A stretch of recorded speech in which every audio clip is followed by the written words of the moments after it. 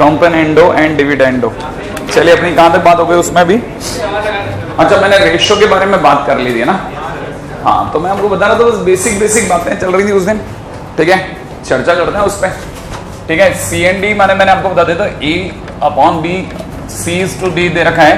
तो C and D माने componendo and dividendo के बाद में हम लोग लिखते हैं इसे A plus B upon A minus B upon में C plus D upon, simple, right है। अच्छा, रेशियो एंड प्रोपोर्शन पढ़ने का सबसे इंपॉर्टेंट लॉजिक क्या होता है ना, हम क्यों पढ़ते हैं? मैंने कहा हम अगर वैसे छांटना चाहे ना तो बहुत सारी ऐसी चीजें छांट जाते हैं जिनके चक्कर में क्या होता है ना, स्टूडेंट को ये रियलाइज होना मुश्किल हो जाता है कि आखिरकार ये जो टीचर है इसके दिमाग में ये मेथड कैसा है, या फला बुक यही, इसके बाद ये स्टेप क्यों ले रही है। जबकि क्या होता है कि सारी कहानी जो होती है ना वो बेसिक में छुपी होती है। जैसे बेसिक के अंदर ही एक और चीज भी हम लोग शायद कुछ पॉइंट लिख चुके थे, दूसरा तीसरा चौथा पांचों पॉइंट। हाँ, फिफ्थ पॉइंट समझना। जैसे फिफ्थ पॉइंट क्या है? फिफ्थ पॉइंट इज के मेथड। ये सब चीजें आपको 8, 9, 10 के दौरान पढ़ाई जाती हैं। क्या पढ़ाया जाता है कि अगर मान लो कल को a बाई बी बराबर सी बाई डी बराबर ई बाई एफ दे रखा है, तब सीधा के मान करके क्वेश्चन सॉल्व करें। मतलब वैसे तो 2 बार ही ऐसे ही लिखने पे, प्रोपोर्शनेट वे में लिखने पे के मान लेना चाहिए, लेकिन अगर बाय द वे एक से ज्यादा बार इक्वल आ रहा है तो 100% समझो कहीं ना कहीं के का रोल आ गया क्वेश्चन में। अपने आप ही आप उसके सामने के लिख लो और सॉल्व कर लो।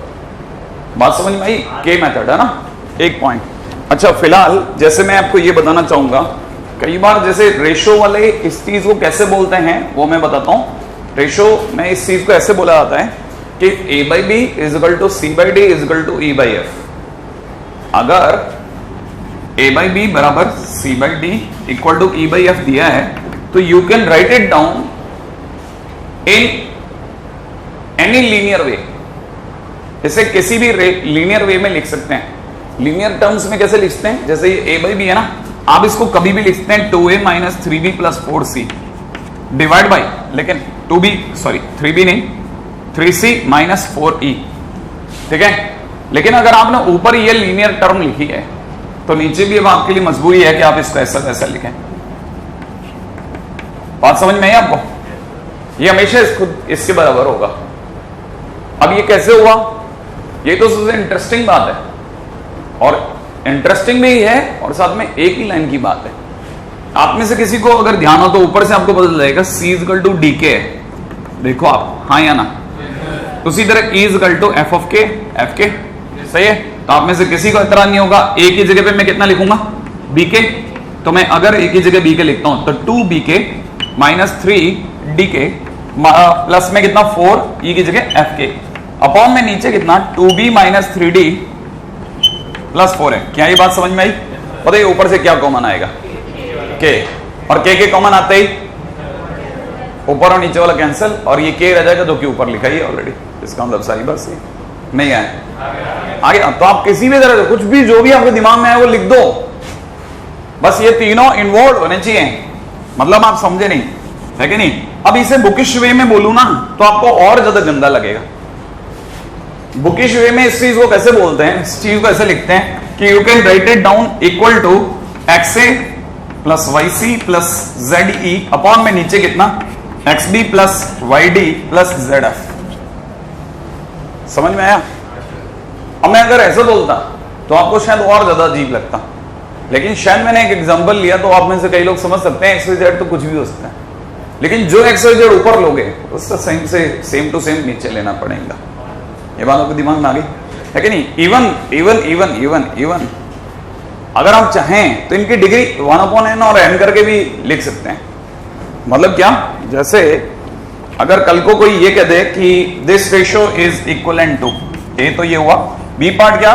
जैसे कल को किसी ने कहा a by b is equal to c by d is equal to e by f is equal to कितना x a to the power n y c to the power n plus Z e to the power n upon में नीचे कितना x d to the power n plus Y d to the power n plus Z f to the power n की whole power 1/n। आप ऐसे भी लिख सकते हैं। समझ रहे हैं आप? अब n की वैल्यू के ऊपर भी दिमाग लगाना। n की value can be any number, negative में नहीं कह रहा, एनी नेचुरल नंबर, कुछ भी रख लो आप, सही है। और जैसे इसी चीज को ऐसे भी लिखा जा सकता था कि आपको ये कोई कह सकता था कि x की पावर हाफ है ना, या x under root a y root c plus z root e upon नीचे कितना x root b plus y root d plus z root f की होल पावर 1/2, नहीं होल पावर 2। क्या ये बात समझे में आई? नहीं है, ऐसा भी ले सकते थे आप, नहीं आया। अब ऐसा कैसे ले सकते थे? आप किसी मोमेंट वापस आप आपको खेल पर लटना है तो क्या लिखोगे एक ही जगह बी के अंडर रूट बी के, हाँ या ना, इसकी जगह under root D K under root F K, फिर क्या कॉमन आएगा? अंडर रूट के कॉमन आ जाएगा। अंडर रूट के कॉमन आते ही जो ऊपर बचेगा वही नीचे हो जाएगा, फिर कट जाएगा, और अंडर रूट के का स्क्वायर के, और ये इक्वल टू के तो होता ही है, नहीं है? तो तैयार रहिए, आपको नहीं करना है, ये आपको नहीं करना है। आप ही मत सोचना कि अब मेरे को इतना भी सोचना पड़ेगा, नहीं नहीं, नेवर नेवर। सामने वाला सोचेगा तो आप समझ जाना इसकी चाल हुआ है, समझ में आया? वो आपके लिए सोचेगा ना, आप कब तक सोचोगे? ठीक है, बहुत सोच लिए ना तुम, 12वीं तक 12 साल हो गए सोचते सोचते, और कितना सोचोगे? आप सामने वाला सोचता है और अब आप क्रैक करते हो, अरे नहीं बहुत सोच लिया बेटा तेने, गलत सोच रहा है, मैं अच्छा सोच रहा हूं। ठीक है, ये बात समझ में आई? तो दिस इज के मेथड। ठीक है, फर्स्ट ऑफ ऑल तो कर लें कॉपी, आगे चलते हैं। फिर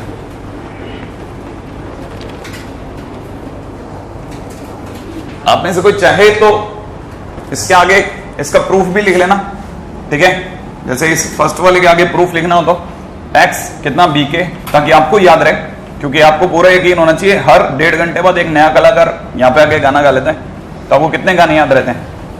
जेड एफ के अपॉन नीचे कितना x B plus Y D plus z k, z f is equal to k. आप तो प्रूफ में डाल देना याद करके।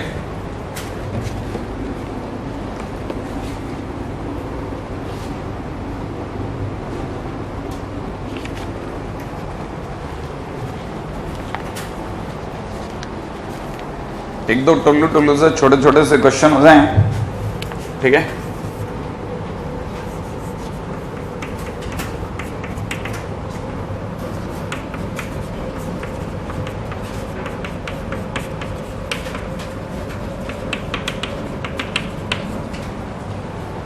अगर ये तीनों आपस में बराबर हों तो एक्स वाई जेड का पर्सनली क्या रेशियो रहेगा? सही है, एक मिनट थोड़ा आपको बीच में इंटरप्ट करके इधर ला रहा हूं, वो तो बीच में चलता भी रहेगा, लिखना पढ़ना। सही है, अब आपने से कई लोगों की कहानी इस बात पे खड़े हो जाना चाहिए 2 बार इक्वल दिए हैं। मैंने कहा था ना 2 बार इक्वल देना तो 100% के ले लो। तो आप में से किसी ने मन की आंखों में यहाँ क्या ले लिया? के ले लिया है, राइट है? फिर भी आप लिख लेते हैं ये मन की आंखें बाद में तकलीफ देती हैं। कई बच्चों को लगता है क्वेश्चन में ही के दे रखा था, जब अपने ही उसको समझते हैं। तो आपने क्या किया, इसको इक्वल टू के ले लिया। लेते ही आप में से कई बच्चों को आ गया x प्लस वाई बराबर 2k, y प्लस जेड बराबर 3k, अगली बार z प्लस x बराबर 4k, यहां तक आ गया। अब इसके बाद में कई बच्चों को स्ट्राइक नहीं करता, लेकिन मेरे लिखने के तरीके से आपको स्ट्राइक कर गया कि मैं अगले स्टेप में क्या करने वाला हूं। मैं ऐड करते ही कई बच्चों को समझ में आ गया कि x plus Y plus Z सही है इज इक्वल टू कितना 9/2। सोचा आपने? नहीं है, आया 9/2 माने तो 4.5 समझते ही अपन। सही है, अब लेकिन सर इससे एक्स वाई जेड तक कैसे लाओगे? सोचो, आप दिमाग लगाओगे तो समझ में आएगा। x plus Y plus Z बराबर 4.5 के, 4.5 सही है ना, 4.5 के। अगर ये 4.5 के तो x प्लस वाई का खुद का वैल्यू कितना 2k, इसमें से घटा दूं? अरे x प्लस वाई 2k, इसमें से घटा देता हूं तो z बराबर कितना आ गया 2.5 के। 4.5 में से 2 और कम हो गया तो 2.5 के माने 5/2 के। नहीं है, सोचा? अरे हाँ, इसी में देखते जाओ, सोचते जाओ। y प्लस जेड की वैल्यू कितनी 3k, तो y प्लस जेड की जगह 3 के रखूंगा, 3k इधर आएगा, 4.5 में से 3 गया 1.5। नहीं है, तो x इज इक्वल टू 3/2 के। सोचा आपने? और y के लिए क्या करूंगा, अगले वाले को z प्लस x को रख दूंगा तो 4k, हाफ के। नहीं है, तो y is equal to half के लिख लूं। बताओ अब क्या चाहते हो? x y z का रेशियो तो चाहता है बेचारा। नहीं है, तो x y z का वैल्यू कितना आ गया 5/2 इज टू, अरे रे 3/2। हाँ, जैसा आया 3/2 इज टू 1/2 इज टू 5/2। तो आंसर बोलो 3:1 इज टू 5। आयो है कि नहीं? लेकिन आप ये कैसे बताओगे खुद को कि ये कैसे आया? इसकी बात बता जरूर देना खुद को, है ना? सब्ट्रैक्टिंग दिस, है ना? सिंपल मेथड एकदम।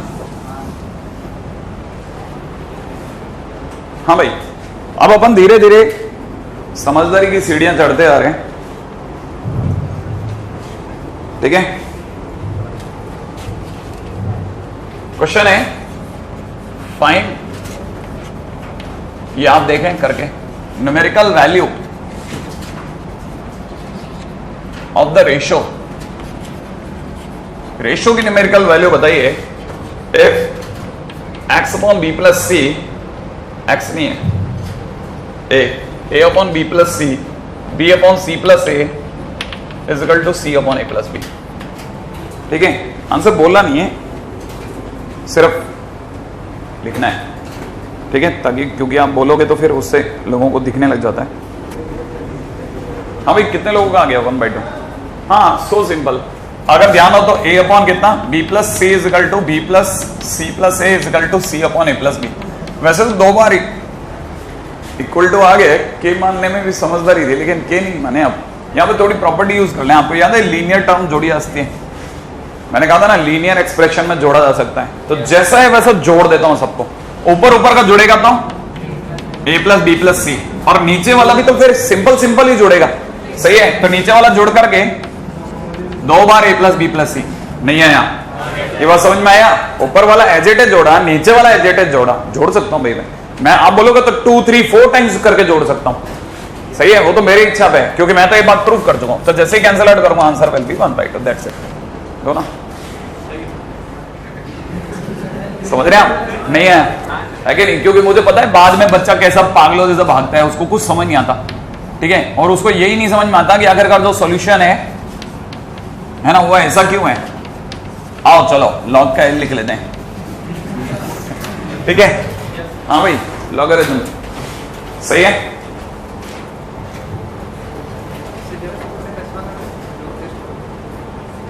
चालू करते हैं, है क्या नहीं? अच्छा, उधर आपका फंक्शन 3 लेक्चर हो गया, 2 हो गया?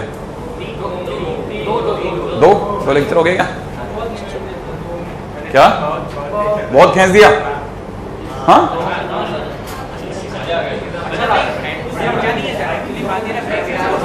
क्या कितना बेसिक से पढ़ा रहे हैं?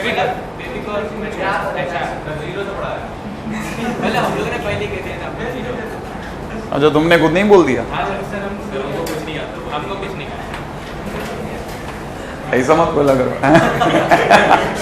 ठीक है, चलो, सामने वाला कुछ ज्यादा ही पीछे चला जाता है, ठीक है?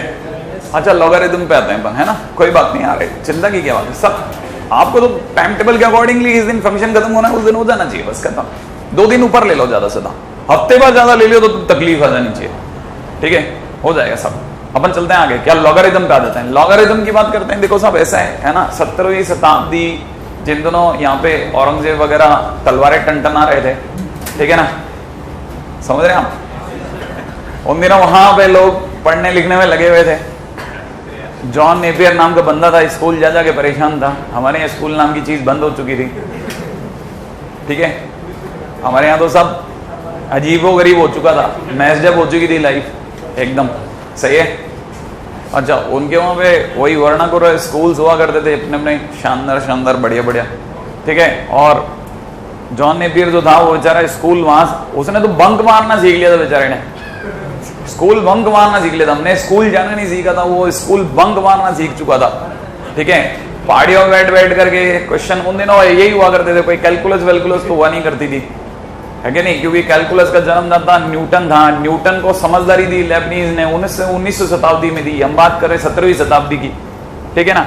तो जितनी भी हुआ करती थी कैलकुलेशन के नाम पे, क्या हुआ करता था? पॉइंटों के अंदर चीजें आ चुकी थी, डेसिमल में मतलब। फिर बड़ी बड़ी डेसिमल कैलकुलेट हुआ करती थी, कभी 10⁻⁻90। ले बेटा, 0 पॉइंट के बाद में 19 नंबर तक डेसिमल खींचते चले गए, मल्टीप्लाई कर, जोड़, घटा, और कुछ हुआ नहीं करता था।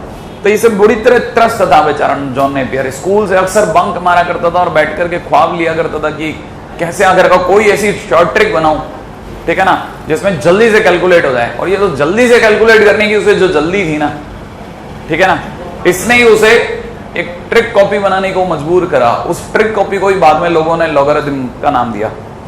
सही है ना?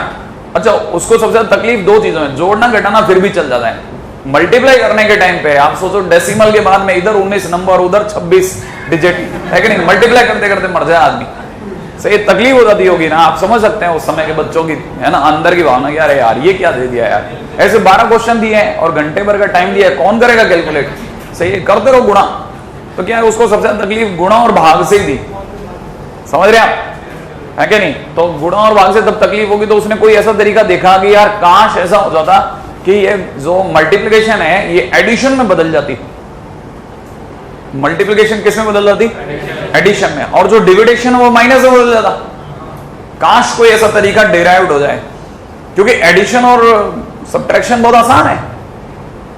ऐड करना फिर भी क्वाइट इजी है, भले 19 नंबर का ऐड करना और लोग खटाखट ऐड कर देते हैं अपन, है कि नहीं? लेकिन मल्टीप्लिकेशन में तो जान सबकी सूख जाए। सही है ना? तो उसने वही सबसे ज्यादा दो ही चीजों का पीछा किया और उन्हीं की वजह से दो ही चीजें जो हैं उसने दूर कर दी, है कि नहीं? जाते जाते अपनी कॉपी तो देके गए गया, साथ में खुद ने अपने ही नाम से एक ई नाम की चीज और बनाई जिसे नेपियर कांस्टेंट नाम दिया गया। समझ रहे हैं आप? नेपियर कांस्टेंट ई, याद है? वो सीरीज हुआ करती थी 1 + 1/1 फैक्टोरियल वगैरह वगैरह। उसकी वैल्यू 2.718 पिछले लेक्चर में अपन ने समझ ही ली थी, याद आ गया आपको, है ना? तो ये जॉन नेपियर का ही योगदान था। उसने क्या किया, बेसिकली सारी कहानियों को, है ना, किस में बदल डाला? एडिशन और सब्ट्रैक्शन में, है ना? तो कहानी तो वहां से चालू हुई थी। बस उसके बाद तो आपको पता है, इंसान एक बार सूत्र मिल जाए फिर तो ऐसा मतलब मचक करके उसका पीछा करता है इधर उधर कि जब तक बुक ही पब्लिश नहीं कर दे तब तक छोड़ता ही नहीं है कि नहीं? तो लॉगरिथम वहां से स्टार्ट हुआ। अच्छा, अब इसका बेसिक क्या था आपको वो तो समझ में आई गया होगा, सारी कहानी क्या है क्या नहीं, है ना? अब अपना वाला दर्द भी आया होगा महसूस, है कि नहीं? काश कोई पहाड़ी मेरे लिए भी होती, मैं भी वहां बैठ के क्वेश्चन सॉल्व करता रहा। ठीक है, तो फिलहाल उतना तो नहीं है, लेकिन अपन अपनी तरह से चलते हैं। इसका पूरी कहानी का बेसिक क्या है? बेसिक ये कहता है कि, है ना, दुनिया में तमाम नंबर किसी ना किसी का कुछ डिग्री है, कुछ डिग्री वैल्यू है कि नहीं? कुछ एक्सपोनेंशियल वैल्यू है। जैसे 4 है वो 2 की पावर 2 है, 8 है 2 की पावर 3 है, 9 3 का स्क्वायर है। सही है ना? ऐसे हर चीज किसी की कुछ पावर है। माने every number can be expressed in the way of exponent form. a⁻b के रूप में दिखाया जा सकता है हर नंबर को। कि उसने इस बात का पीछा किया और इसी से सारी वैल्यू निकल के आई, है ना? जैसे मैंने कहा कोई भी एक नंबर है, जैसे suppose if S number n है कि नहीं, दैट इज नथिंग बट, ऐसा करते हैं आसान नंबर लेते हैं 36। सही है? तो 36 को अगर मैं शो करूंगा एक्सपोनेंट फॉर्म में तो यू विल कॉल इट 6 का स्क्वायर, हाँ या ना? तो 6 का स्क्वायर इज इक्वल टू 36। तो नेपियर ने क्या सोचा ना, नेपियर ने खुद के लिए एक क्वेरी बुक बनाई जिसमें वो उल्टा सोचा करता था। उसके क्वेरी बुक को स्टार्ट करने का उसने एक नाम लिखा लॉग करके, लॉग लिखते उसके दिमाग में क्वेरी आ जाती। वो समझ जाता था कि मैं एक्सपोनेंट फॉर्म का विरोध पैदा कर रहा हूं, उल्टा फॉर्म क्रिएट कर रहा हूं। कैसे कर रहा है? वो ऐसे कर रहा है कि लॉग में वो उल्टा पूछा करता था कि 36 6 की कितनी डिग्री है? 36 6 की कितनी डिग्री है? 2। क्या बात समझ में आई? नहीं है? बस ये आंसर हो जाए करता था और धीरे धीरे सारी चीजें बनती चली गई। जैसे मैं आपसे पूछूं कि बताइए साहब 2 की कितनी डिग्री है? 1। तो आप बोलोगे log 2/2 is equal to 1। नहीं है? जैसे मैं अगर आपसे पूछूं कि बताइए साहब 27/3, तो आप तुरंत क्या समझोगे? इसका मतलब पूछने वाले ने क्या मांगा कि 27/3 की कितनी डिग्री है? 3। नहीं है? So simple. वो और बात है कि आप इसे 27/3 पढ़ते हैं, लेकिन आज पहली बार आप कैसे पढ़ रहे हो? 27/3 की कितनी डिग्री है? तो आंसर आ जाता है 3। सही है ना? अगर मैं आपसे पूछूं कि 1/8 2 की कितनी डिग्री है? -3। याद है कि नहीं? नहीं है? इसका मतलब लॉग नेगेटिव आंसर भी दिया करता था, क्योंकि 2 की पावर -3 1/8 होता है। नहीं है? 2 की पावर -3 इज इक्वल टू 1/8। ये बात आपके दिमाग में आने लगी होगी। कितना आसान है, बताओ, क्या बकवास है, कितना सिंपल है कि नहीं? अच्छा, अगर मैं आपसे पूछूं कि बताइए साहब log 1/2, बताओ 1 2 की कितनी डिग्री है? 0। तो आंसर है 0। मतलब log 0 भी देता है, नेगेटिव भी देता है, पॉजिटिव भी देता है। ऐसा नहीं कि log नेगेटिव वैल्यू नहीं देता, दे रहा है ना? log 0 भी देता है। लॉग सब देता है, इसलिए लॉग एक्स का range is equal to R, सब देता है। सही है, सारी वैल्यूज देता है। कहानी पकड़ में आ रही है? धीरे धीरे, बहुत छोटी छोटी कहानी है, कहानी पकड़ में आ गई है कि नहीं? अच्छा, ये अगर लॉग है तो ये इसका जन्मदाता, हाँ है ना? इसको क्या बोलते हैं? ये exponent form. This is nothing but what is this? Exponent form. ये अगर एक्सपोनेंट फॉर्म है तो we call it log form. सही है? अच्छा, क्योंकि ये लॉग फॉर्म है और ये एक्सपोनेंट फॉर्म है, ये लॉग का उल्टा है, क्योंकि इसी के कारण तो लॉग है, हम उल्टा ही तो पूछ रहे हैं खुद से, तो ये उसका उल्टा है, तो this is also equal to anti log form. क्या आपको बात समझ में आई? नहीं आई? आ गया? इसका मतलब ये कि यहां पर a की पावर x लिखा हुआ है, यहां पे a की power x is equal to n लिखा हुआ है।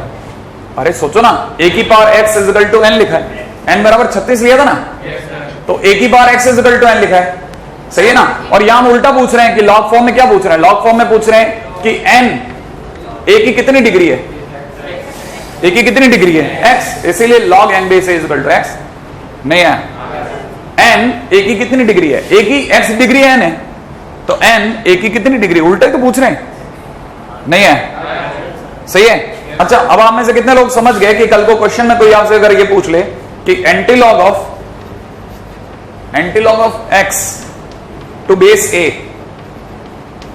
ये लिखा हुआ है, तो आप तुरंत समझ जाओगे कि इसका मतलब क्या है। a की पावर x बकवास कर रहे हैं। सही है ना? क्यों? क्योंकि एंटी लॉग है ही नहीं कुछ। Anti log is nothing but exponent of x to the base a। x का एक्सपोनेंट बेस a पे, इसका मतलब a नीचे है क्योंकि बेस है, एक्सपोनेंट डिग्री है, a की पावर x। आया? नहीं आया? एंटी लॉग तो दुनिया का सबसे आसान काम बन गया, उल्टा सबसे चिल्लर चीज ही यही निकली। सही है? नहीं है? याद रहेगा ना? सिंपल, पहले ये लिख लेते हैं सबसे पहले, है कि नहीं? कुछ ज्यादा कुछ खास मत लिखो, लिख लेना any number, any natural number, ठीक है, कैन बी एक्सप्रेस्ड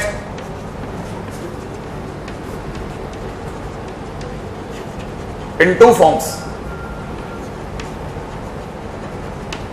ठीक है? कौन कौन सी? एक्सपोनेंट फॉर्म एंड दूसरी लॉग फॉर्म। ठीक है? फिर एक एग्जांपल लगा देना।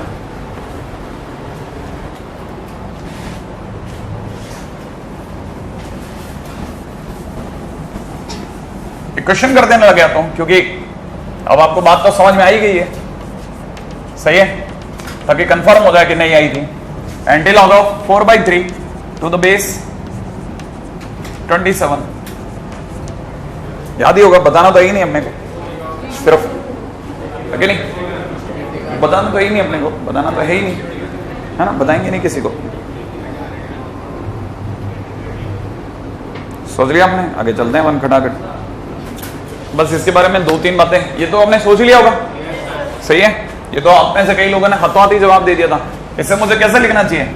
27 टू द पावर 4/3। कई बच्चों को अचानक लगेगा 3 की पावर 4/3, 3 और 3 cancel out, 3 to the power 4, answer is 81। तो आंसर इज 81, है कि नहीं? एक क्वेश्चन और कल, अच्छा मैंने कल परसों आपको काम भी दिया था, हाँ या ना? कर पाए आप? है ना? 1 मिनट जरा उस पर भी बात कर ले, है ना? फटाफट दे दो आपकी शीट, उतनी दूर तक तो निपटा दूं मैं कम से कम।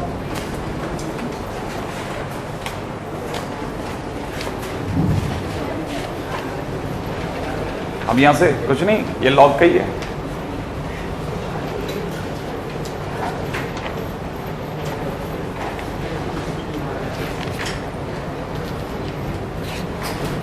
हाँ भाई, एक्सरसाइज 1, ठीक है? यहां तक तो आपने लिख ही लिया, ठीक है? अब अगले पॉइंट पे आ जाता हूं। अच्छा वो शीट डिस्कशन के अंदर काम की चीज निकल गई, देखिएगा। Mainly in log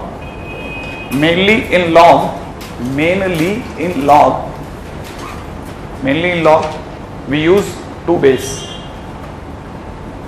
mainly in log we use 2 base. 2 bases, ठीक है भाई? 0 ना सॉरी 0 नहीं, 10 और e। मैं भी एक बार आवाज में गया था, 10 और e बोलते ही मेरे मुंह से निकले 0, ठीक है? 10 और e, ठीक है? आगे लीजिएगा, if we use log a base 10, if we use log a base 10, then we call it common log, देख लिए। अगले बात जाएगा, if we use log a base e, then it is natural log a base e, then it is natural log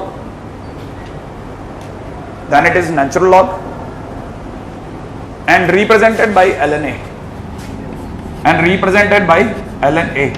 और उसके बाद में ये लिख देना बस आपको, log a base e is equal to ln a, ठीक है। ln a क्यों? क्योंकि ये एब्रीविएशन है log natural a या log नेपियर a, सही है, नेचुरल का n लग यूज कराएं। अच्छा, इसके बाद में 3 important results.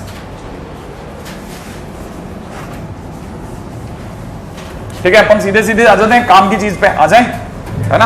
Upon direct properties of log, time waste करेगा क्या। Properties of log,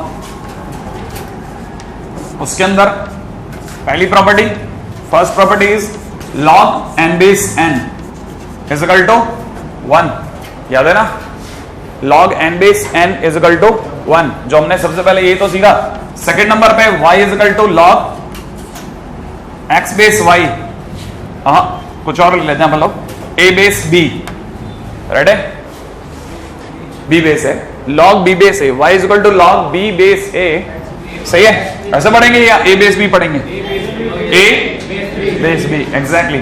log a base b अगर लिखा है तो ये इट इज पॉसिबल, सही है, ओनली व्हेन, ये कब संभव है साहब, जब इसकी कितनी शर्तें पूरी हो जाएं, 3। कौन कौन सी 3 शर्तें? पहली, जो बेस b है वो पॉजिटिव होना चाहिए, दूसरा b गलती से भी 1 नहीं होना चाहिए, और तीसरा a हमेशा ग्रेटर देन 0 होना चाहिए, सही है। 3 शर्तों के साथ लॉग जिएगा। कौन कौन सी 3 शर्तें याद है ना। लोगों को क्या चाहिए, लोगों को हमेशा अपने आसपास वाले लोग पॉजिटिव चाहिए, सही है, भले वो खुद कितने भी नेगेटिव हो, सही है, क्योंकि लॉग नेगेटिव वैल्यू देता है, इसलिए बोल रहा हूं, ठीक है। तो याद होगा कि अगर लॉग के पास में a और b बैठे हैं तो उन दोनों को हमेशा कैसा होना पड़ेगा, पॉजिटिव, और बेस को 1 क्यों होना पड़ेगा, क्योंकि आगे एक प्रॉपर्टी आएगी, वो नहीं तो उसका कबाड़ा कर देगी, सही है। क्यों होना पड़ेगा, इसका कारण कोई प्रॉपर्टी नहीं है, इसका कारण है कि आपको पता होना चाहिए कि जैसे हम y is equal to a की पावर x कहते हैं ना, उसी के कारण log x बेस a दुनिया में आया है, ठीक है। अगर ध्यान हो तो ये जैसे a की पावर x लिखा है, तो जैसे मैं आपको सिंपल एग्जांपल सिखाता हूं, जैसे e की पावर x और y is equal to ln x, सही है, इसी के कारण ये दुनिया में है और इसके कारण ये दुनिया में है। क्यों दुनिया में है, क्योंकि ये गौर से देखेगा, ये दोनों एक दूसरे के ln x और e की पावर x एक दूसरे के इनवर्स फंक्शन है। इनवर्स फंक्शन होने का मतलब दोनों एक दूसरे की y is equal to x में मिरर इमेज है। ये अगर देखा था तो y is equal to exponential curve है e की पावर x का, और ln x बिल्कुल इसका मिरर इमेज है, बिल्कुल इसका मिरर इमेज है। y is equal to ln x और e की पावर x दोनों एक दूसरे की मिरर इमेज है, सही है। और a की पावर x की जो है y is equal to a to the power x की 2 ही शर्तें होती हैं। क्या शर्तें होती हैं? पहली बात तो बेस को पॉजिटिव होना मांगता है, और दूसरी बात a की वैल्यू 1 नहीं होनी चाहिए। क्यों 1 इसलिए नहीं होनी चाहिए कि 1 की पावर x क्या बन जाएगा, 1 बन जाएगा, and that will be a constant function. और कांस्टेंट फंक्शन अगर आप एक्सपोनेंशियल नहीं होगा, that will be straight line, फिर तो आप कबाड़ा ही कर बैठोगे, तो फंक्शन का ही कबाड़ा हो जाएगा। इसलिए a को 1 होना ही मना करवा दिया। जब इसमें a की वैल्यू 1 नहीं हो सकती, तो इसके कारण आने वाले इनवर्स फंक्शन में भी a की वैल्यू 1 नहीं होगी। बात समझ में आई? इसीलिए लॉग जो बेस में है, जैसे आप ये कह रहे हो, गौर से देखिएगा, आप में से किसी को पता हो तो इसे ऐसे पढ़ते हैं कि a b की कितनी डिग्री है, सही है ना। तो हिसाब से देखा जाए तो a b की कितनी डिग्री है, इसका मतलब b की कितनी, b की, अगर log a बेस b का आंसर y है तो इसका मतलब हम बोल चुके हैं कि b की y डिग्री बराबर a है, नहीं है, b की y डिग्री a है। क्वेश्चन में तो उल्टा पूछते हैं लॉग में कि a की कितनी डिग्री b है, हाँ, b की कितनी डिग्री a है, और आंसर अगर y है इसका मतलब b की y डिग्री a है। समझ रहे हैं? नहीं है कि नहीं। अब इसका गरीब मेथड भी है, जिन्हें ये सब समझ में नहीं आता कि ये डिग्री कौन डिग्री किधर चला गया, है कि नहीं? जो कंफ्यूज होते हैं उनके लिए तो सबसे बेस्ट तरीका है, ठीक है? गौर से समझना, लॉग की हर चीज, हर कहानी, है कि नहीं, इंग्लिश वाले लॉग से बहुत हद तक जुड़ी हुई है। लॉग आप में से कईयों को पता होगा, इंग्लिश में लॉग का एक्चुअल मतलब पेड़ का तना होता है। जब पेड़ के तने काट लिए जाते हैं और भेजे जाते हैं इधर उधर, तो कहते हैं ना लॉग्स जा रहे हैं, सही है? तो बेसिकली लॉग माने पेड़ का तना, और पेड़ का तना जब सूख जाता है, सही है, तो वो बन जाता है डंडा। और डंडे की जरूरत किसको होती है? बूढ़े को। इसीलिए इसका ग्राफ बूढ़ा ग्राफ है, ठीक है? एक और मजाक, बूढ़ा ग्राफ समझ में आया? हरकतें 100% बूढ़ों वाली। 10 दोगे 1 देगा, 100 दोगे 2 देगा। अब 90 बढ़ा चुके हो भाई, लेकिन इसने 1 ही बढ़ाया। अब आपने 2 दर्जन से 2 ज्यादा, माने 10 की पावर 26 दे दिए, तब ये कितने देगा? 26। इतने जीरो दे दिया आपने, फिर भी ये वैल्यू कितनी दे रहे हैं? मात्र 26। समझ रहे हैं आप? इसका मतलब इट इज वेरी स्लो, इसीलिए इसका ग्राफ धीरे धीरे धीरे धीरे टेंड होता है नीचे की ओर। डिक्रीज नहीं मारता, लेकिन इंक्रीज नहीं करता, वेरी स्लोली इंक्रीजिंग। बात समझ में आ रही है? हाँ या ना? हर बात। अब इसमें सर, इसकी कहानी में यहां डंडे का कैसे दिमाग में है आपके? इसीलिए क्योंकि जैसे ही डंडा पड़ेगा कि नीचे वाला आदमी जो है भागेगा और सामने वाले के चरणों में चला जाएगा। आया समझ में? नहीं आया? अरे जैसे ही इसके डंडा पड़ेगा 20 के चरणों में, नहीं आया? और 20 जैसे इसके चरणों में जाएगा तो कैसे दिखेगा? बी की पावर वही, बराबर में कितना? ए। नहीं आया? अब ये बकवास ही बात अगर आपको याद रखने के लिए काम आ रही है तो चलती है, सही है? जैसे किसी ने log x base 2 is greater than -3 लिख दिया, सही है? अगर मेरे को x की वैल्यू तक जाना है तो इस log को हटाना पड़ेगा। डंडा पड़ते ही लोग भाग जाते हैं, सही है? ये भागा और ये इसके चरणों में भागेगा, तो x यही रह जाएगा, और यहां कितना हो जाएगा? 2 की पावर -3। तो x is greater than 1/8। So simple, सही है? तो जब भी log को हटाना, क्रॉस मारिए, दिमाग में इमेजिन कीजिए कि उधर भागा, आंसर आ जाएगा। लेकिन आप में से कई लोग सोच रहे होंगे जरूर वो बात जो हम आगे कहीं बोलेंगे, कि अगर आपको पता हो तो ये लॉग का एक ही ग्राफ है, इसका एक और ग्राफ अभी बाकी है, अभी आऊंगा उस पर भी, है ना? तो पहली चीज तो ये। अब देखो धीरे धीरे मैं आपकी मेमोरी में बहुत सारी चीजें फीड करता जा रहा हूं। रेडी? पॉइंट नंबर 3 पे आता हूं। हाँ भाई, point number 3। Point number 3 is very easy. log a base b plus log c base b, अगर दोनों तरह का बेस सेम है तो log में ऐड होने पर मल्टीप्लाई होता है, तो यह हो जाएगा a dot c base b, ठीक है? log में चीजें ऐड नहीं होती, मल्टीप्लाई होती है, राइट है? और यही अगर log a base b minus log c base b होता तो क्या होता? माइनस होने पर इट विल गेट डिवाइडेड, तो a by c base b, सही है? अच्छा, उसी तरह से एक और पॉइंट जो बहुत काम का है, ठीक है? It is much more important. अच्छा, आप उधर वाली साइड को कॉपी कर रहे हैं,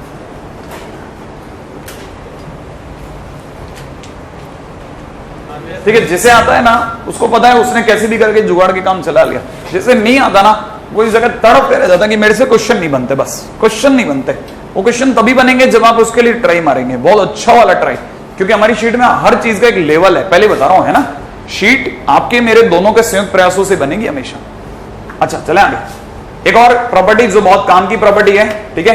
एंड दैट इज, जैसे कल को log a बेस b में a की पावर m दे रखा है, कितना? m। अगर ऐसा दे रखा है तो आपको पता होना चाहिए डिग्री जंप करके आगे आ जाएगी, it will be m log a base b, ठीक है? अच्छा, पॉइंट नंबर 5, एक और लॉग की प्रॉपर्टी है जो बहुत ही शानदार है डिग्री को लेकर के। अगर b की डिग्री में, याद रखना भाई, जो नीचे बैठा है ना चरणों में, है कि नहीं? अगर इसकी डिग्री हो जाए n तो भी ये डिग्री उछल के आगे आ सकती है, दैट विल बी 1/n, और यहां कितना हो जाएगा? log a बेस b, सही है? a base b। जब अगर आप इसे आम जन की भाषा में समझें, जो ऊपर बैठा है वो सेठ है और जो नीचे बैठा है वो नौकर है। मालिक की पकड़ी उछलेगी डायरेक्ट गिरेगी, नौकर की पकड़ी उछलेगी तो 1/n होके गिरेगी। नहीं है? कहानी पकड़ में आ गई?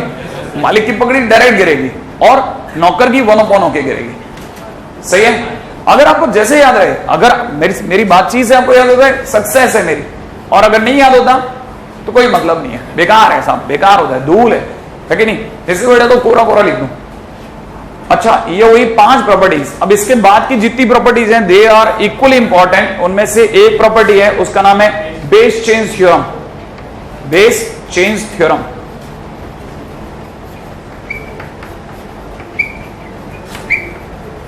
रेडी? बेस चेन थ्योरम, आओ इस पर चर्चा करेंगे हम लोग। बेस चेन थ्योरम क्या चीज है, ठीक है? बेस चेन थ्योरम को समझने का प्रयास करते हैं। मैं पहले आपको साधारण शब्दों में समझाऊंगा, नहीं समझेंगे तो अपने पास असाधारण शब्दों की कोई कमी नहीं है, ठीक है? लॉग जैसे a बेस b लिखा है, आपको लगे यार बेस बेकार है यार, ये b नहीं लेंगे अपन तो यहां पे अपनी पसंद से बेस लगाएंगे। तो क्या करना है ना, कुछ नहीं, आप इसको ऐसा लिखते हैं log a upon log b, ऐसा लिख दीजिए, सही है? क्योंकि ये बेस ही आपका टारगेट था तो b हट गया और नीचे आ गया log b। अब ये दोनों पोजीशन आपके लिए खाली है, या तो आप फिल कीजिए, नहीं तो सरकार अपने आप ई भर देगी। समझ में आया?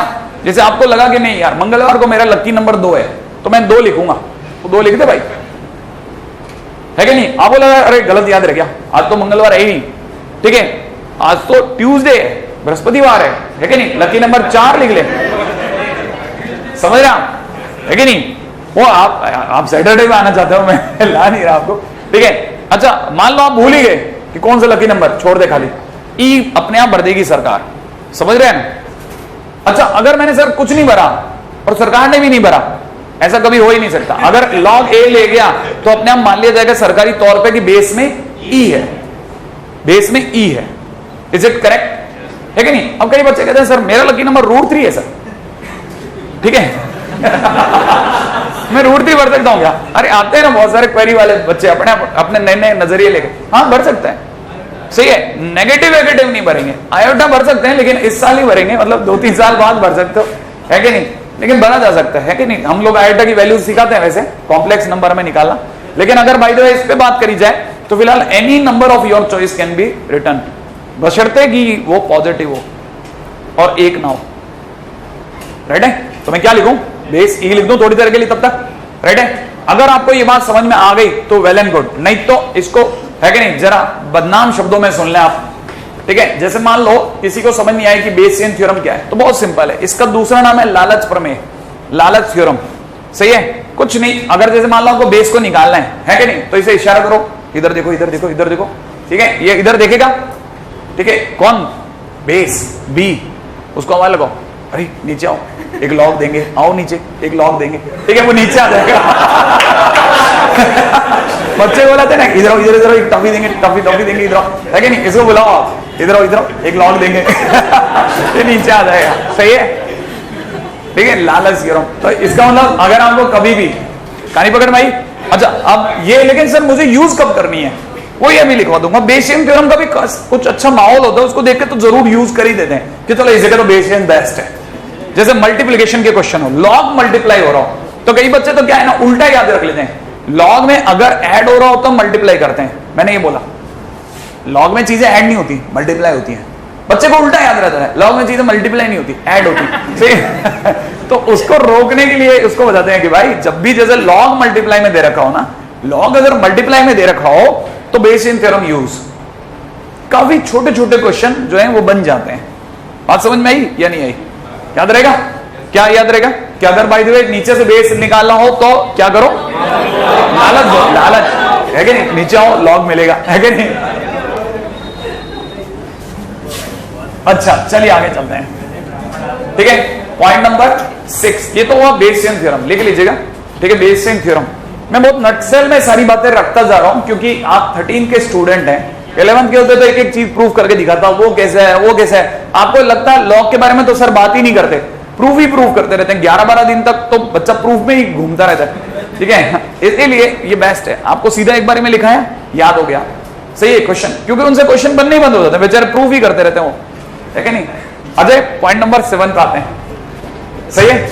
अभी पॉइंट नंबर 7, इससे पहले कि अपन पॉइंट नंबर 7 पे जाएं, 7 के बारे में एक छोटी सी बात बताता हूं, सही है? लोगों को नीचे रहना पसंद नहीं है, ये भी पता है ना आपको, नहीं है?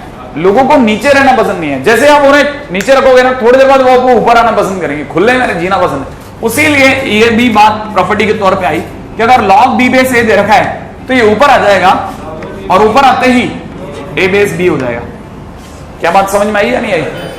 अगर 1/, में चीजें दे रखी हो तो यू शुड अंडरस्टैंड योरसेल्फ कि ये log अब ऊपर जाएगा और ऊपर जाते ही ये नौकर मालिक एक्सचेंज आया। अच्छा इसका प्रूफ क्या है सर? इसकी प्रूफ बेसियन थ्योरम से आपको समझ में आ जाएगा। मैं प्रूफ ऐसे ही बता रहा हूं बस आपको। अगर मैं इसको अगर उधर ले जाऊं तो आप में से किसी को बुरा नहीं लगेगा। It is log a base b multiplied by, ये उधर जाएगा तो log b बेस a, ये तो हुआ सही है। अब आपको देखो log के अंदर दो log के बीच में क्या आ गया? मल्टीप्लाई। कोई प्रॉपर्टी सपोर्ट नहीं करती मल्टीप्लाई को, लेकिन मैंने आपको बता रखा है कि मल्टीप्लाई हो तो use Bayesian theorem. Bayesian theorem में क्या करते हैं? बेस को बुलाते हैं, नीचे आओ log देंगे आपको, सही है। नीचे आया log a अपॉन कितना? log b मल्टीप्लाइड बाई कितना? log b upon log a, और जैसे हुआ कट गया 1, प्रूफ हो गया। नहीं है? सिंपल है कि नहीं? तो जैसे ही log अगर ऐसे दे रखे हैं तो मल्टीप्लाई दें, ठीक है। बेसियन आप इसको कॉपी ना करें, बस ऐसे ही बताने के लिए बता रहा हूं, है ना। बहुत से मैं आपको सब लिखवा दूंगा, है ना, कि log के क्वेश्चंस करने के वैसे तो कोई ऐसा कोई पार्टिकुलर मंत्र तो किसी के लिए होता ही नहीं है, वो तो सिर्फ अभ्यास है कि आपको वहीं बैठ के अचानक स्ट्रेक करें, ये रास्ता बेस्ट है। लेकिन फिर भी कुछ फिक्स हैं जो मैंने बनाए हैं वो बताता रहूंगा, सही है। आगे चलता हूं, ये भी हो गया। अच्छा एक इंपॉर्टेंट पॉइंट नंबर 8, ठीक है, ये फंडामेंटल थ्योरम कहलाती है, फंडामेंटल थ्योरम ऑफ लॉग की फंडामेंटल थ्योरम, ये फंडामेंटल आइडेंटिटी कहलाती है। आइडेंटिटी का मतलब अपने जैसा देख करके, है ना। आइडेंटिटी माने अपने जैसा, ठीक है, बिल्कुल वैसे ही है। फंडामेंटल आइडेंटिटी अपने को क्या कहती है ना, ये कहती है कि अगर a to the power log b base a हो जाए, सही है, तो आंसर होता है b, है ना। पढ़ने का तरीका क्या? बहुत सिंपल है। पढ़ने का तरीका ये है कि log जिसके सर पे बैठा वो कौन है? a। log जिसके सर पे बैठा वो कौन है? a। और log के अंदर का बेस भी क्या है? a। अगर जिसके ऊपर बेस बना के बैठा वो भी a हो और अंदर वाला भी बेस a हो तो दोनों एक दूसरे को हटा देते हैं, ठीक है, और b रह जाता है। लोग इसे बगैर ऐसे लिखते हैं काटते हुए, अपन नहीं लिखेंगे, ठीक है ना। आप पूछोगे क्यों? बहुत सिंपल कारण, जीव हत्या नहीं है, ठीक है। आगे चलते हैं ठीक है। अरे मैथ्स में कई चीजें अंडरस्टूड होती हैं, लेकिन आपको लिखना नहीं चाहिए। आगे चल रहा हूं, अब मैं क्वेश्चंस की तरफ दौड़ूंगा, राइट है। इससे पहले कि मैं इससे आगे चला जाऊं और कुछ और इंपॉर्टेंट छोटी छोटी बातें लिखा दूं और आप पीछे की बातें भूलते जाओ, ठीक है। मैं आपको पहले कुछ छोटे छोटे क्वेश्चन बता रहा हूं जो आप सॉल्व करने वाले हो, है ना। 8 टू द पावर 1/3 बेस 2 करिए। अगला बड़े बड़े क्वेश्चन दे रहा हूं, ठीक है। पहले आप ये करके दिखाओ 1/16 बेस 2, और आंसर नहीं देना। log 1/4√2 base 1/2।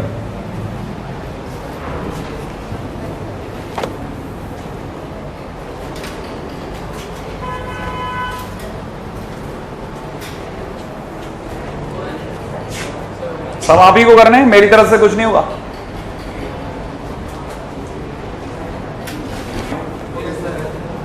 कितने लोगों का बन गया सारे आंसर? राइट है। मैंने बहुत सिंपल क्वेश्चन दिए हैं, उम्मीद है आपने सबको पता होगा। ये पावर कूद के, उससे पहले अगर आप चाहो तो ऐसा भी कर सकते हैं, इसे 2 की पावर 3 की होल पावर 1/3 कह सकते थे, और बेस में 2, और ये दोनों एक दूसरे को हटाते हैं। log 2 बेस 2 इज 1, तो आंसर इज 1। पहला फर्स्ट सही है। आप में जो बिल्कुल बिगिनर भी है उसके लिए भी अपने पास में बहुत कुछ है, ऐसा क्या सोच रहा। log बेस में 2 है, 1/16 को 2 टू द पावर -4, क्या ऐसा लिखा जा सकता है? और मैंने क्या बताया था, डिग्री कूद के आगे, तो -4 log 2 base 2 and that is 1। अभी भी आपने बताया, और आंसर विल बी -4। नहीं है? अच्छा, ये अगर गौर से देखा जाए तो मैं इसे लिख रहा हूं, जरा ध्यान से समझना पड़ी, मस्त चीज है। 2 की पावर -1 सही है, और 4√2 का मतलब होता है √2 5 बार, √2 5 बार मल्टीप्लाई 4√2। नहीं है? तो मैं इसको लिख रहा हूं √2 की होल पावर -5। ये -5 क्यों? अरे 1/, है ना।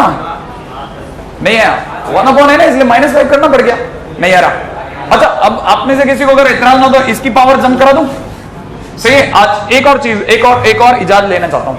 ये रूट 2 को क्या मैं 2 की पावर हाफ लिख दूं? हाँ या ना? तो वो हाफ बाहर चली जाएगी 5/2। अब ठीक है ना? नहीं है तो आप में से सभी को क्या दिख गया? -5/2। इसकी पगड़ी उछली सीधी गिरी और इसकी पगड़ी नीचे 1 अपॉन, याद है, -1। और यहां क्या रह गया? log 2/2। ये दोनों 2 जिंदा रह गए, सही है। और तब तक ये माइनस माइनस प्लस हो गया, इट इज 5/2 और ये 1, आंसर इज 5/2। ठीक है, तो आंसर इज 5/2। हाँ भाई, how many of you have done all the questions successfully? ठीक है, हालांकि आप में से कई लोगों को आज से ठीक है एक दिन बाद में जब अपन इसके लॉग के आखिरी क्वेश्चन कर रहे हैं तब मैं आपको ये क्वेश्चन याद दिलाऊंगा कि हमने यहां से शुरुआत की थी, आपको खुद को हंसी आएगी, है कि नहीं? क्योंकि हमारी शीट जिस लेवल के लॉग की डिमांड करती है उसके आगे कुछ भी नहीं है। ठीक है, कुछ भी नहीं है। आईआईटी जिस लेवल के क्वेश्चन देता है उसके आगे कुछ भी नहीं है, कुछ भी नहीं है। तो वो बहुत तेजी से शूट अप करना है, राइट है, खटक से सीख जाना है। और अगले क्वेश्चन के ऊपर चलता हूं। चलो,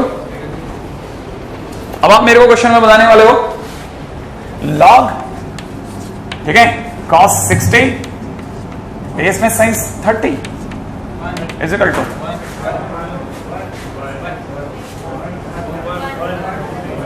हाँ भाई, कितने लोगों के पास आंसर आ गया? आप में से कितने लोगों को बात समझ में आ गई कि it is nothing but log cos 60 1/2 and sin 30? तो आंसर इज 1। अब बोलना नहीं है, सही है, अब बिल्कुल नहीं बोलना, ठीक है। लोगों को भी सोचने देना, क्योंकि आपने 1 बोला, लोगों ने 1 सोचा, ये नहीं सोचा आंसर 1 कैसा है। अब आप बोलना नहीं है कि नहीं, ताकि वो सोच लें।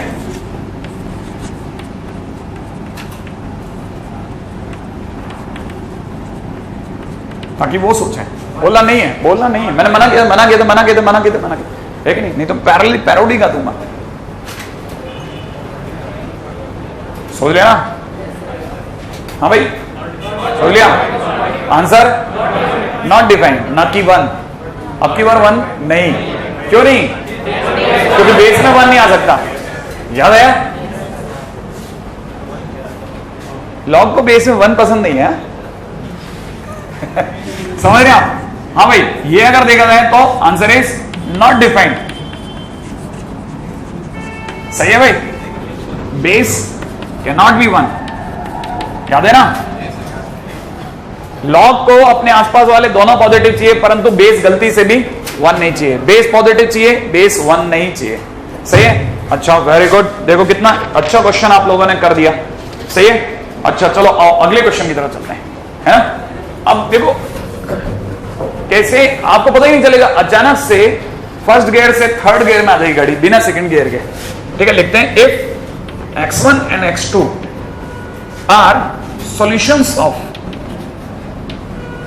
ठीक है, लॉग में दे रखा है बेस में 5 इंटू लॉग बेस में दे रखा है mod x 64 plus 25 to the power x minus 1/2 is equal to 2 to the power x, ठीक है। Then x is equal to,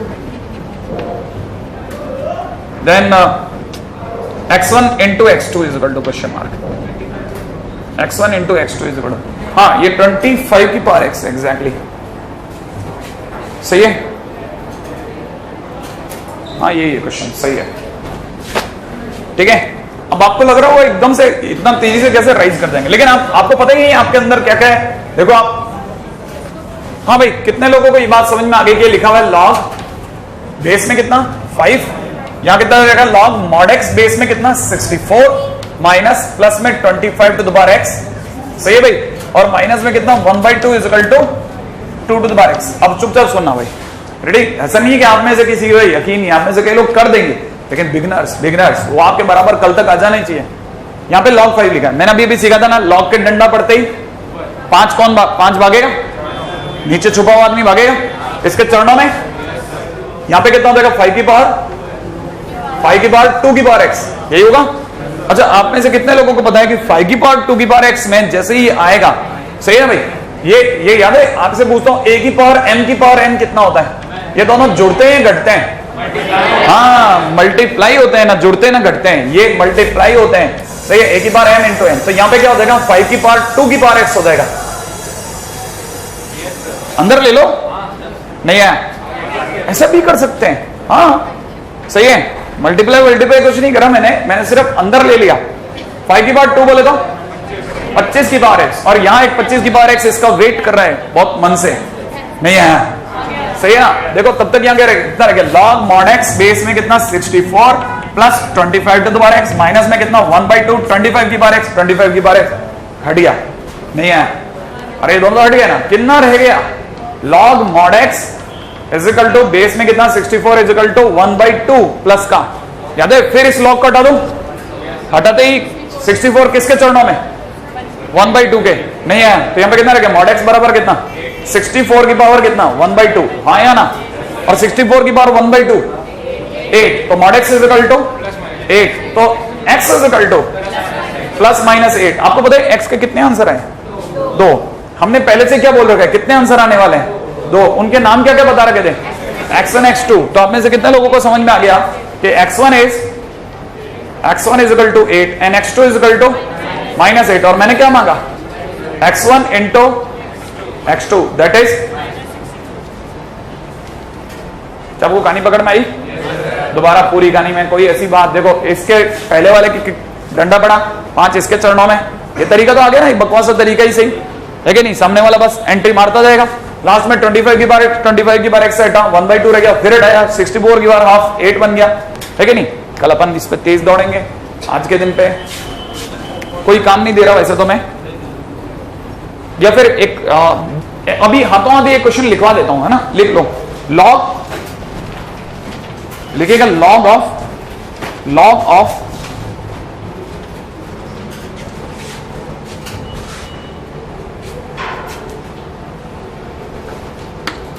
क्या लिखा है मैंने भी, मेरे को भी खुद ही पढ़ने में नहीं आ रहा,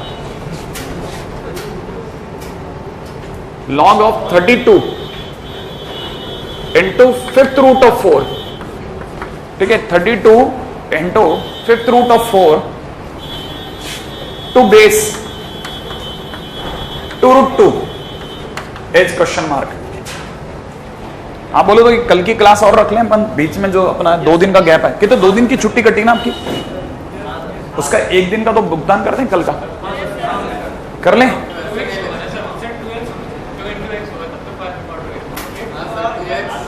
ओह नो, हाँ सही कह रहा है, ये 2x ही सही कह रहा है बच्चा, बिल्कुल सही कह रहा है यार, गलत नहीं है आप, है कि नहीं, क्वेश्चन में सही करना बिल्कुल, ये 2x है 2x, मैं पहले भी इसको लेके कंफ्यूज, मैं अभी भी उसको लेके कंफ्यूज हूं, राइटिंग को लेकर के। हाँ भाई, तब तक अपनी बात क्या रह गई, ये वाला करो, ये वाला तो सही है, 2x ही है, सही बात है, देखो ढंग से देखोगे तब 2x दिखता है, ये वाला आगे 80 18/5, चलो सोचते हैं आपने कल की क्लास का क्या सीन रखा जाए, मैं ये सोच रहा हूं, ऐसे किया, लॉग लिखा, सही है, क्या आपने इसे 32 इंटू 4 टू द पावर 1/5 लिख लिया क्या, अच्छा, और बेस 2 रूट 2 का मतलब होता है √2 3 बार, तो 2 की पावर 3/2, तब तक इस 32 ने भी बाकी लोगों को देख करके एक और बात सोची, क्यों ना मैं भी 2 का हो जाऊं, तो ये 2 की पावर 5 है, इनटू में ये भी 2 की पावर 2/5 है। आपको पता है जब बेस सेम होता है तो ऊपर की डिग्री लेस होती है, ऐड होती है, बेस सेम होता है तो ऊपर की डिग्री ऐड होती है, श्योर नहीं, मैं सोच रहा हूं आप श्योर नहीं है, इसलिए मैंने कहा थोड़ी देर और मैं इसको एंजॉय कर लेता हूं, तब तक आप डिसाइड कर लोगे। 5 प्लस कितना 2/5, ऐसा कर दूं, अच्छा अब दोनों के पकड़े उछालने का टाइम, इधर से देखा था तो इधर आया 12/5, अरे ये तो 12/5 है ना, और 12 नहीं है 27/5, सही है भाई, इसकी पकड़ी उछली 27/5, इसकी उछली 1/3/2, तो नीचे बट्टे में 3/2 दे रहा हूं भाई, नहीं आया, इंटो में यहां कितना रह गया, log 2 base 2 that is 1, और आंसर विल बी 3 से गया 27, 9 बार, सही है, आंसर हो जाएगा 2 पर जाएगा 18/5, क्या बात सही है। आज मैं आपको कोई काम नहीं दे रहा, फिर 9 बजे मिलते हैं कल।